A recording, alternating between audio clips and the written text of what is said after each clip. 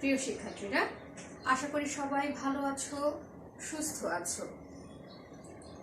হয়তো সবার মন একটু খারাপ হয়ে আছে, কারণ আমরা ক্লাসে এসে তোমাদের সাথে সরাসরি ক্লাস নিয়েছিলাম বেশ কিছু মাস, কিন্তু আবারও সে আমাদের অনলাইন ক্লাসে ফিরে আসতে হয়েছে। তবে আশা রাখবো আমরা সবাই পরিস্থিতি ভালো হবে, খুব শীঘ্রই আবারও সেই ক্লাসে তোমাদের সাথে আমাদের কথা হবে, আলোচনা হবে, মজা হবে, আনন্দের সাথে আমরা পড়াশোনা করব।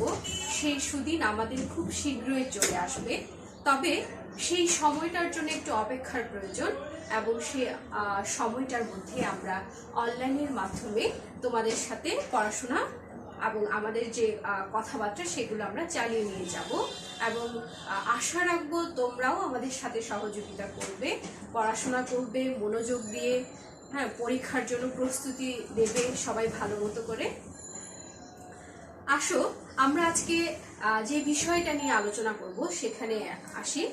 আমরা আজকে সংলাপ নিয়ে আলোচনা করব। তোমাদের বাংলার দ্বিতীয় পত্রের নির্মিতি অংশে সংলাপ আসবে পরীক্ষায়, এবং এটি হচ্ছে 10 নম্বরের জন্য আসে পরীক্ষায়। আমরা যখন সরাসরি ক্লাস নিয়েছিলাম তখন আমি বানান নিয়ে তোমাদের সাথে একটু আলোচনা করেছিলাম। তোমাদের মাসিক পরীক্ষায় বানানের প্রশ্ন দেওয়া হয়েছে, এজন্য আমি এখন সংলাপ নিয়ে আলোচনা করব। সংলাপটা কম বেশি সবাই পড়েছো। সংলাপ তোমাদের ইংরেজিতেও আছে, বাংলায়ও আছে। দ্বাদশে ইংরেজির সাথে সাথে বাংলাতেও সংলাপ লিখতে হয়, অর্থাৎ বাংলা দ্বিতীয় পত্রে। দেখো, প্রথমে আমরা যে বিষয়টা লক্ষ্য করব সেটা হচ্ছে সংলাপ কি। আমি যখন একটা সংলাপ লিখব তখন এটার গঠন রীতি কিভাবে তৈরি করতে হবে, বা কিভাবে একটা সংলাপ রচনা করতে হয়, এবং সংলাপ বিষয়টা কি এটার সম্পর্কে যদি আমার ভালো ধারণা থাকে তাহলে আমি একটা সুন্দর সংলাপ তৈরি করতে পারবো। কিন্তু আমি যদি সংলাপ বিষয়টা কি সেটাই যদি আমি না বুঝি, বা কিভাবে লিখতে হবে আমাকে এই সম্পর্কে যদি তোমার জ্ঞান না থাকে, তাহলে তুমি একটা সুন্দর সংলাপ তৈরি করতে পারবে না। দেখো, প্রথমে আমরা জানি যে সংলাপ কি। ইংরেজি ডায়লগ বা কনভারসেশন এর বাংলা প্রতিশব্দ সংলাপ বা কথোপকথন। অর্থাৎ ইংরেজিতে তোমরা যেটাকে ডায়লগ বলো বা কনভারসেশন বলো, বাংলায় আমরা সেটাকে কি বলে থাকি? সংলাপ বা কথোপকথন বলে থাকি। 2 বা তার বেশি ব্যক্তির মধ্যে যে কথাবার্তা তাকে বলা হয় সংলাপ। অর্থাৎ দুজন ব্যক্তি বা তার অধিক ব্যক্তি নিয়ে, অনেক সময় তার অধিকও ব্যক্তি হতে পারে, অধিক ব্যক্তি নিয়ে যখন একটা বিষয় নিয়ে আলোচনা হয় দুজনের মধ্যে, তখন আমরা তাকে কি বলে থাকি? সংলাপ বলে থাকি। সংলাপ নির্ভর সাহিত্য শাখার নাম নাটক। এটা হচ্ছে, এগুলো তোমাদের পরীক্ষায় আসবে তা নয়, এগুলো কিন্তু কোনো কিছুই পরীক্ষায় আসবে না, কিন্তু আমাদের জেনে রাখতে হবে। হ্যাঁ, জীবনে চলার ক্ষেত্রে অনেক বিষয়ে আমাদের প্রয়োজন হয় না, তারপরও জেনে রাখতে হয় জ্ঞান অর্জনের জন্য। ঠিক আছে, আমি যে বিষয়টা নিয়ে লিখব সেই বিষয়টা সম্পর্কে সাধারণ একটা ধারণা যদি আমার না থাকে, তাহলে আমার সেই লেখাটা কখনোই সুন্দর হয়ে উঠবে না। এই জন্য আমাদের কিছু কিছু বিষয় জেনে রাখতে হবে। প্রথমে আমরা যে বিষয়টা জানলাম যে সংলাপ বিষয়টা কি। এরপরে বলছে কি, সংলাপ নির্ভর সাহিত্য শাখার নাম হচ্ছে কি? নাটক। অর্থাৎ নাটকের প্রাণ হচ্ছে সংলাপ। নাটক রচিত হবে সংলাপের উপর দিয়ে। কয়েকজন ব্যক্তি মানুষ থাকবে সেখানে, একজন আরেকজনের কথাবার্তার মাধ্যমে একটা নাটক রচনা হয়ে থাকে সংলাপ দিয়ে। অর্থাৎ ব্যক্তি থাকবে অনেক, তাদের মুখে সংলাপ দিয়েই নাটকটা রচনা হয়ে থাকে। তবে আমাদের এখনকার যে সাহিত্যগুলো রচনা হচ্ছে, এখন শুধুমাত্র নাটকেই সংলাপটা সীমাবদ্ধ নেই। এখন কবিতায়ও এসেছে সংলাপ, প্রবন্ধ রচনায় এসেছে, বিভিন্ন শাখায়, সাহিত্যের বিভিন্ন শাখায় এখন সংলাপটা ছড়িয়ে গেছে। যেমন তোমাদের একটা কবিতা আছে, তোমাদের পাঠ্য বাংলা প্রথম পত্রে পাঠ্য একটা কবিতা ছিল, তাহারই পরে মনে। সেই কবিতার মধ্যে দেখবে ওই কবিতাটা প্রাঞ্জল হয়ে উঠেছে সংলাপের কারণে, এবং এটাকে বলা হয় সংলাপ নির্ভর একটা কবিতা। ঠিক আছে, কবি এবং তার একজন ভক্তের আলাপ আলোচনা অর্থাৎ কথোপকথনের মধ্য দিয়ে কবিতাটার ভাব প্রকাশিত হয়েছে। এজন্য বলা হয়ে থাকে যে শুধুমাত্র নাটক নয়, এখন সাহিত্যের বিভিন্ন শাখায় কি সংলাপটা ছড়িয়ে পড়েছে। তবে নাটকের একমাত্র বাহন হচ্ছে কি সংলাপ, অর্থাৎ একটা নাটক সামনের দিকে এগিয়ে যাবে বা তার বিষয়বস্তু প্রকাশিত হবে কিসের মাধ্যমে? এক শুধুমাত্র সংলাপের মধ্য দিয়ে। এই জন্য বলা হয়ে থাকে যে নাটকের প্রাণ হচ্ছে কি সংলাপ। সংলাপ লেখার ক্ষেত্রে কিছু নিয়ম অনুসরণ করতে হয়। আমরা সংলাপ মনে করে থাকি যে কি যে আমি সংলাপটা একটু করে চোখ বুলিয়ে যাব পরীক্ষার হলে, বসে কোনোভাবে লিখে ফেলবো। হ্যাঁ, এটা আবার দেখার কি আছে, জানার কি আছে? না, সংলাপ লিখতে গেলে তোমাকে প্রথমেই একটা সংলাপ লেখার ক্ষেত্রে কোন কোন বিষয়গুলো আমাদেরকে খেয়াল করতে হবে, কোন কোন বিষয়গুলো দেখতে হবে, সেটার একটা নিয়ম আছে। আমি একটা সংলাপ রচনা করব, সেই সংলাপটার সঠিক গঠনটা যদি আমি না জানি, তাহলে আমার সেই সংলাপ লেখাটা কি সঠিক হবে না। সেজন্য বলছে যে সংলাপ লেখার ক্ষেত্রে কিছু নিয়ম অনুসরণ করতে হয়। আসো আমরা সেই নিয়মগুলো একটু দেখে যাই। সংলাপের জন্য প্রদত্ত বিষয়টি নিয়ে প্রথমে ভালোভাবে ভেবেচিন্তে মনের মধ্যে বিষয়টিকে গুছিয়ে নিতে হবে। সংলাপ লেখার ক্ষেত্রে প্রথমে যে বিষয়টা দেওয়া হবে, অর্থাৎ একটা সংলাপ যখন শুরু হবে তখন একটা কি দিয়ে শুরু হয়, বিষয় তোমাকে নির্ধারণ করে দেওয়া হবে যে তুমি এই বিষয়টা নিয়ে লিখো। মনে করো এখন শীতকাল, শীতের সকাল নিয়ে লিখো, ঠিক আছে, বা তোমাকে বললো যে বনভোজন নিয়ে লিখো।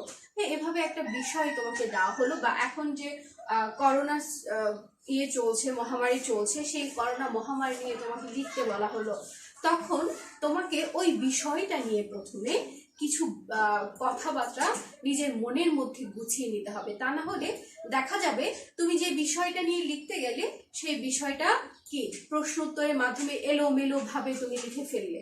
তখন সেজন্যই বলছি যে বা কিছু বিষয় আমাদেরকে সংলাপ লেখার ক্ষেত্রে জেনে রাখতে হবে।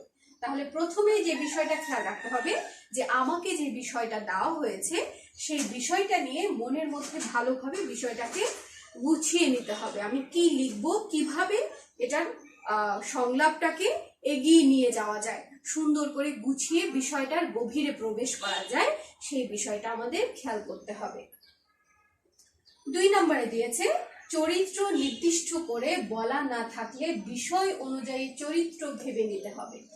অনেক ক্ষেত্রে দেখা যায় যে তোমাকে প্রশ্নে কোন কোন চরিত্র থাকবে সেটা বলে দেওয়া হয়নি, বা কোন চরিত্র দিয়ে তুমি সংলাপটা রচনা করবে, যে তোমার 2 বন্ধুর মধ্যে কথা হচ্ছে সেটা, বা শিক্ষক শিক্ষার্থীর মধ্যে কথা হচ্ছে সেটা, বাবা মার সাথে কথা হচ্ছে সেটা, এই ধরনের কোনো চরিত্র যদি নির্দিষ্ট করে দেওয়া না হয়, সেই ক্ষেত্রে বিষয় ভিত্তিক অর্থাৎ বিষয়ের উপর নির্ভর করে তোমাকে কি করতে হবে, চরিত্র নির্দিষ্ট করে ফেলতে হবে। চরিত্র নির্দিষ্ট করে বলা না থাকলে বিষয় অনুযায়ী চরিত্র ভেবে নিতে হবে। অর্থাৎ আমার ওই বিষয়টার উপরে আমাকে কি করতে হবে, একটা চরিত্র তৈরি করে নিতে হবে এবং চরিত্রের ধরন বুঝে উপযুক্ত সংলাপ রচনা করতে হবে।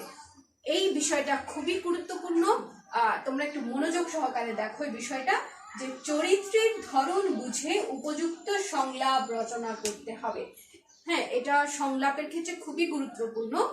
এটা আমি যদি তোমাদেরকে একেবারে সহজ ভাবে বলতে যাই, সেটা হচ্ছে একজন বয়স্ক মানুষের মুখে যেরকম ছোট মানুষের কথা মানায় না, ঠিক সেমনি একজন ছোট মানুষের মুখে বয়স্ক মানুষের মতো সংলাপ দিলে তুমি সেটা ভালো লাগবে না। হ্যাঁ, বড়র মুখে ছোটর সংলাপ, ছোটর মুখে বড় সংলাপ যদি তোমরা গুলিয়ে ফেলো, তাহলে অর্থাৎ তুমি দিলে তোমার বন্ধুর সাথে তোমার কথোপকথন, ঠিক আছে, 2 বন্ধুর মধ্যে তোমার সংলাপটা রচনা করলে এরকম দিতে পারো। তো সেই জায়গায় যদি তুমি খুব বড় বড় সংলাপ লিখো, মানে খুব বড় বড় উক্তি দিয়ে থাকো, বড় বড় কথা লিখে রাখো, তাহলে সেটা বেমানান লাগবে।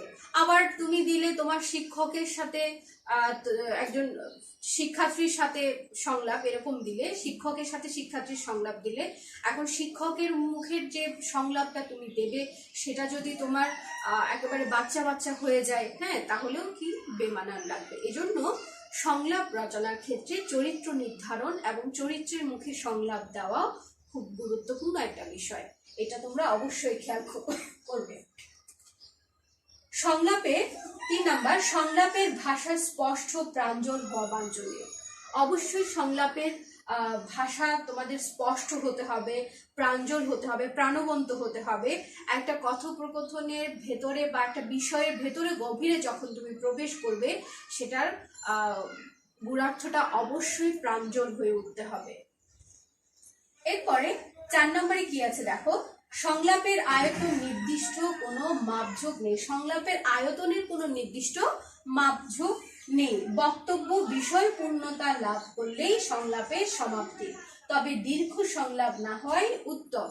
এটা তোমাদের আমি বলবো কি, যে আমি যদি ক্লাসে তোমাদেরকে পড়াতাম তাহলে আমার মনে হয় প্রথমেই আমি যদি বলে দিই আমি আজকে তোমাদেরকে সংলাপ নিয়ে আলোচনা করব বা সংলাপ পড়াবো, তখন দেখা যেত সবাই প্রথমেই যে প্রশ্নটা করতে, যে ম্যাডাম সংলাপ কতটুকু লিখতে হবে, কয় পেজ লিখতে হবে। এটা সবার মনে প্রশ্ন জাগে যে একটা সংলাপ আমি যখন লিখবো সেটা আমি কতটুকু লিখবো। অর্থাৎ কোনো কিছুই তোমাদের চিন্তা ভাবনায় আসে না, শুধুমাত্র চিন্তা হচ্ছে কি আমি কতটুকু লিখবো ম্যাডাম, কত পেজ লিখতে পারবো, হ্যাঁ কত পাতা লিখলে আমাকে কত নম্বর দেওয়া হবে। এটাই হচ্ছে তোমাদের মনের মধ্যে সংশয়, যেটা নিয়ে তোমরা কি একেবারে উৎসুক হয়ে জিজ্ঞেস করো প্রথমে যে ম্যাডাম কতটুকু লিখতে হবে। এটাই বলছে এখানে যে সংলাপের নির্দিষ্ট কোনো আয়তন বা মাপঝোঁক নেই। মানে সংলাপ তোমাকে এত পেজ লিখতে হবে, এত পেজ লিখলে তারপর তুমি 10 নম্বর পাবে, এরকম কোনো মাপঝোঁক সংলাপের মধ্যে নেই। বক্তব্য বিষয় পূর্ণতা লাভ করলে সংলাপের সমাপ্তি, অর্থাৎ তুমি যখন তোমাকে যে বিষয়টা দেওয়া হয়েছে সেটার গভীরে প্রবেশ করবে এবং সেটা নিয়ে তুমি আলোচনা করবে, তখনই দেখা যাবে সংলাপের সমাপ্তি হয়েছে। এবং তবে দীর্ঘ সংলাপ না হয় উত্তম। অর্থাৎ অনেক পাতা, একেবারে পাতাকে পাতা তুমি লিখে গেলে, হ্যাঁ তোমার ওই বিষয়টা লিখলে না, যে বিষয়টা তোমাকে আলোচনা করতে বলা হয়েছে এবং সেটা 2-1 লাইন লিখে তুমি শেষ করে দিলে, তা কিন্তু হবে না। আবার একেবারে ছোট করে ফেললে, তুমি 2 লাইনে বা 3 লাইনে সংলাপ একটা লিখে কোনোভাবে শেষ করে ফেললে, তাও কিন্তু হবে না। কারণ অত কম ইয়ের মধ্যে তোমার বিষয়ের আলোচনাটা, কম লাইনের মধ্যে বিষয়ের আলোচনাটা কখনোই আসে না। সেজন্য একটা নির্দিষ্ট মাপের মধ্যে তোমাকে তোমার বিষয়ের গভীরে প্রবেশ করে তারপরে সংলাপটা উপস্থাপন করতে হবে। এটাই হচ্ছে সংলাপের আয়তন। যে তোমরা বলছো যে কয় পেজ লিখতে হবে, এটার কোনো নির্দিষ্টতা নেই, হ্যাঁ কিন্তু 10 নম্বর পাওয়ার জন্য তোমাকে তোমার প্রশ্নের আঙ্গিকে কতটুকু লিখতে হবে সেটা তোমাকে বুঝে নিতে হবে, যে আমি এতটুকুর মধ্যে আমার আলোচনাটা শেষ করব। ঠিক আছে, এভাবে তোমাদের সংলাপ তৈরি করতে হবে।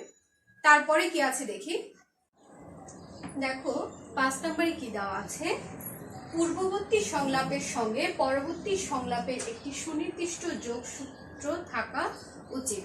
অর্থাৎ আমি প্রথমে যে সংলাপটা শুরু করছি, যে বিষয়টা নিয়ে দেওয়া থাকবে, প্রথম ব্যক্তির সংলাপ যেটি থাকবে মুখে, সেই সংলাপের সাথে পরবর্তী যে জন থাকবে তার সংলাপের একটা যোগসূত্র বা সামঞ্জস্য থাকতে হবে। এবং এই সামঞ্জস্য যদি না থাকে, অর্থাৎ আমি একজন একটা কথা বলবো, সেই প্রসঙ্গে না গিয়ে অন্য একটা প্রসঙ্গ নিয়ে আসা, হুট করে অন্য প্রসঙ্গে ঢুকে পড়া, তাহলে দেখা যাবে সংলাপ রচনার ক্ষেত্রে একটু গোলমিল সৃষ্টি হবে। 6 নম্বর আছে সংলাপের গতিশীলতা থাকতে হবে। এই বিষয়টাই নিয়ে তোমাদের একটু সমস্যা হয়, যে গতিশীলতা থাকে না। অর্থাৎ লক্ষ্য রাখতে হবে সংলাপ যেন বক্তা প্রতিবক্তার নিছক প্রশ্ন উত্তরে পর্যবসিত না হয়। অর্থাৎ সংলাপ রচনায় শিল্প সুষমার বিষয়টি সর্বাধিক গুরুত্ব দিতে হবে। অর্থাৎ তোমাকে একটা সুন্দর শিল্পকর্ম গড়ে তুলতে হবে। অনেক সময় দেখা যায় আমরা একজন শুধু প্রশ্নই করে যাচ্ছে, আরেকজন শুধু উত্তর দিয়ে যাচ্ছে, এরকম হয়ে থাকে। এরকম সংলাপ যাতে না হয়, অর্থাৎ শুধুই একজনে কথা বলে যাবে, প্রশ্ন করে যাবে, আরেকজন উত্তর দিয়ে যাবে, এইরকম সংলাপ যাতে না হয়। দুজনের আলাপ আলোচনার মাধ্যমে, কথা বলার মাধ্যমে যাতে সংলাপটা বিষয়ে পরিস্ফুটন ঘটে, সেদিকে তোমাদের লক্ষ্য রাখতে হবে। সেজন্য বলছে যে সংলাপের একটা গতিশীলতা থাকতে হবে, একটা শিল্পকর্ম। মনে করো আমরা স্বাভাবিক যে যখন তোমরা কোনো বিষয় নিয়ে একজন বান্ধবীর সাথে আরেকজন বান্ধবীর কথা বলো, মনে করো, বা আমাদের সাথে যখন তোমরা কোনো প্রশ্ন করো, আমাদের সাথে কোনো বিষয় নিয়ে আলোচনা করতে আসো, তখন কি আমরা নিছক কথাবার্তায় বলে যাই বা নিছক তোমরা শুনে যাও? এরকম তো নয়। এরকম কি হয় তোমাদের? কখনোই হয় না। মানে আমরা স্বাভাবিক কথাবার্তা বলেও তো এভাবে বলি না, একটু শিল্পকর্ম থাকতে হবে।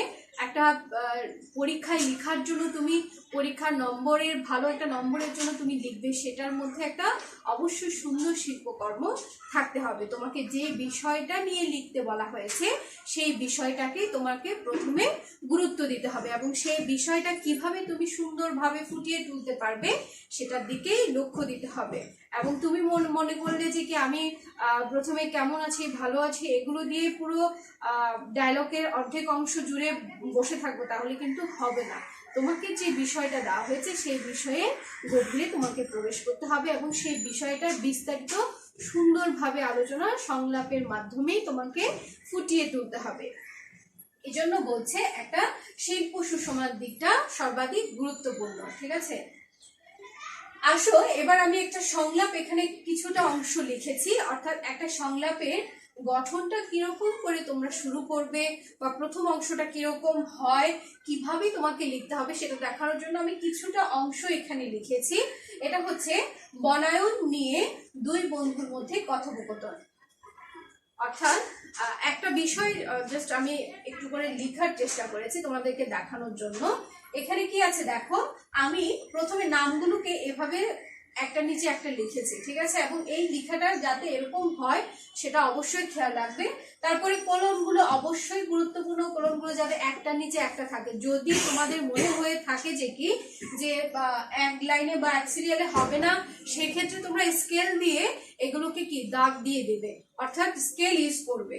যখন তোমরা এটা লিখবে, সংলাপটা লিখবে, তখন স্কেল ইউজ করবে। অর্থাৎ সংলাপ লেখার ক্ষেত্রে এই বিষয়টাই হচ্ছে সবচেয়ে বেশি গুরুত্বপূর্ণ। অর্থাৎ আমি যখন একটা সংলাপ লিখবো, এটার একটা সৌন্দর্য থাকতে হবে। এটা সৌন্দর্যটা হচ্ছে কিভাবে, যে আমাকে নামগুলো এক সিরিয়ালে লিখতে হবে, কোলনগুলো এক সিরিয়ালে থাকতে হবে, এবং যেখান থেকে সংলাপ শুরু করব, ব্যক্তির মুখে সংলাপ আমি দেব, তখন সবগুলো যাতে এক লাইন ধরেই শুরু হয়। মনে করো একটা এখানে শুরু করলে আরেকটা এখান থেকে শুরু করলে কোলনটা গিয়ে এদিকে দিলে তা কিন্তু হবে না। তোমাকে প্রথমে আমি নম্বর দেব কি দেখে, তুমি সুন্দরভাবে গুছিয়ে বিষয়টাকে উপস্থাপন করতে পেরেছো কিনা সেটার উপরেই দেখে। তাহলে অবশ্যই এই বিষয়টা তোমাদের খেয়াল করতে হবে। একদম শেষের লাইনে এসে দেখো, আমি এখানে যে সংলাপটা দিয়েছি সেখানে এই যে দুবার করে একটা লাইন এসেছে। অর্থাৎ যদি কোনো একজন ব্যক্তির সংলাপে দুই তিনটা লাইন আসে, সেই ক্ষেত্রে তোমাকে করতে হবে কি, যে কোলনের জায়গাটা খালি রেখে ওই যেখান থেকে প্রথম লাইনটা শুরু করেছো সেখান থেকে আবার দ্বিতীয় লাইনটাও শুরু করতে হবে। ভুলেও এখানে চলে আসা যাবে না, তাহলে কি হয়ে যাবে, লাইন ব্রেক হয়ে যাবে। অর্থাৎ এই যে ফাঁকা জায়গাটা, এগুলো ভরাট হয়ে গেলে তখন সৌন্দর্যটা নষ্ট হয়ে যাবে, যে আঙ্গিকে তুমি লিখতে যাচ্ছিলে সেটা নষ্ট হয়ে যাবে। সেজন্য প্রথম থেকে লাইন শুরু করার সময় যেই ফাঁকা জায়গাটা রেখে তুমি শুরু করেছিলে সেখান থেকে দ্বিতীয় লাইনগুলো শুরু হবে। অর্থাৎ কোনো বক্তার যদি সংলাপ বড় হয়ে থাকে, অর্থাৎ তোমার খাতায় লেখার সময় যদি পেজে কভার না হয়, তাহলে দ্বিতীয় লাইনটাও অবশ্যই প্রথম লাইন যেখানে শুরু করেছিলে সেখান থেকে শুরু করতে হবে। তাহলে দেখবে সুন্দরভাবে তোমার ডায়লগ, তোমার সংলাপটা তুমি উপস্থাপন করতে পেরেছো। ঠিক আছে, দেখো আরেকটা বিষয়, আমি যে এই সংলাপটা লিখেছি এখানে দেখা যাচ্ছে শুভ সকাল পুতুল, ভালো আছো তো? পুতুল বলছে শুভ সকাল তুলি, আমি ভালো আছি, তুমি কেমন আছো? হ্যাঁ, এরপর তুলি বলছে এই যান্ত্রিকতার জীবনে খুব ভালো আছি, এমনটা নয়। অর্থাৎ আমি বোঝাতে চাইছি তোমাদেরকে যে একটা সংলাপ লিখতে গেলে, যে একটু আগেও আমি বললাম যে কেমন আছো, ভালো আছো, কোথায় যাচ্ছ, কি করছো, কেমন করে চলছো, এই যে আমাদের মধ্যে যে কুশল বিনিময়, সেই কুশল বিনিময়ের অংশটা যাতে দীর্ঘ না হয় সেদিকে তোমাদেরকে অবশ্যই খেয়াল রাখতে হবে। তুমি মনে করলো যে কি আমি 10 নম্বরের জন্য এখন কেমন আছো, ভালো আছো এটা দিয়ে এক পেজ করবো, আমি বাড়ি চলে যাচ্ছি, তুমি বাড়ি চলে যাও, এগুলো দিয়ে এক পেজ করবো, এভাবে যদি তুমি পেজ পুড়িয়ে ফেলো তাহলে কিন্তু হবে না। তোমাকে মনে রাখতে হবে যে কুশল বিনিময়ের পর্বটা 3-4 লাইন মধ্যে শেষ করে বা 1-2 লাইনের মধ্যে শেষ করলে তো অবশ্যই ভালো। 1-2 লাইনে শেষ করে তোমাকে অবশ্যই 3-4 লাইন থেকে মূল বিষয়ে প্রবেশ করতে হবে, অর্থাৎ যেই বিষয়টা নিয়ে তোমাকে আলোচনা করতে বলা হয়েছে, কথোপকথন করতে বলা হয়েছে, সেটার মধ্যে অবশ্যই তোমাকে প্রবেশ করতে হবে এবং ওটা নিয়েই তোমাকে বিষয়ের গভীরতায় প্রবেশ করতে হবে। তা না হলে দেখা যাবে তোমার সংলাপটা শুধু দীর্ঘই হয়েছে, আয়তনে দীর্ঘ হয়েছে, ভেতরে কিছুই নেই। যে বিষয়টা তোমাকে বলতে বলা হয়েছে, যেটা নিয়ে তোমাকে আলোচনা করতে বলা হয়েছে, সেখানে সে গুরুত্বটাই তুমি দাওনি এবং সেটা নিয়েই তোমার সংলাপের বিষয়গুলো আসেনি এবং সেই ক্ষেত্রে নম্বরও তোমার ভালো আসবে না। অর্থাৎ ভালো নম্বর পাওয়ার জন্য অবশ্যই তোমাকে বিষয়ের গভীরতায় প্রবেশ করতে হবে এবং বিষয় যত সুন্দর করে তুমি উপস্থাপন করতে পারবে, যত ভালোভাবে তুমি উপস্থাপন করতে পারবে, ততই সুন্দর করে ডায়লগ রচিত হবে। আরেকটা বিষয় হচ্ছে যে একজনের মুখে সংলাপের দীর্ঘতা, অর্থাৎ একজনের মুখে গড় গড় করে আধা পেজ পর্যন্ত তুমি সংলাপ দিয়ে গেলে তাও কিন্তু হবে না। এতে দেখা যাবে তোমার সংলাপটা একেবারে বিরক্তিকর হয়ে উঠেছে এবং এরকম কখনো হতেও পারে না যে একজন অনবরত কথা বলে যাচ্ছে আরেকজন একদম চুপ হয়ে আছে, এরকম কি হয়? হয় না। তোমরা নিজেদের মধ্যে কথা বললে দেখবে, অর্থাৎ বনায়ন নিয়ে যদি তোমরা নিজেদের মধ্যে কথা বলো তাহলে কি একজন একদম চুপ করে শুনে থাকবে আর একজন শুধু বলেই যাবে, এরকম কি হয়? হয় না নিশ্চয়ই। তো লেখার ক্ষেত্রেও তোমরা এই বিষয়টা খেয়াল করবে যে যাতে একজনের মুখের সংলাপটা যাতে অতিরিক্ত দীর্ঘ না হয়, ঠিক আছে? অর্থাৎ দুজনই আলোচনা করবে, দুজনের মধ্যে প্রশ্ন উত্তর থাকবে, এরকম করে যাতে একটা সংলাপ রচিত হয় সেই বিষয়ের দিকে তোমরা খেয়াল করবে। আর সংলাপ তো এটা হচ্ছে কি নর্মালি সংলাপ মুখস্থ করার কোনো বিষয় নয়। হ্যাঁ, অর্থাৎ তুমি একটা সংলাপ একেবারে ছোট মুখস্থ করে গেলে পরীক্ষার হলে ওটাই আসলো, ওটাই তুমি লিখলে, তা কিন্তু হয় না। হয় কি? হয় না নিশ্চয়ই। সংলাপ তুমি পড়ে যেতে পারবে, তুমি বই থেকে দেখে যেতে পারবে, বিভিন্ন বই আছে বাংলা দ্বিতীয় পত্রের জন্য, সেসব বই থেকে তুমি দেখে যেতে পারবে, পড়ে যেতে পারবে, কিন্তু লেখার যে বিষয়টা বা বিষয়ের মধ্যে যে আলোচনা সেটা তোমার নিজের ভেতরে থাকতে হবে।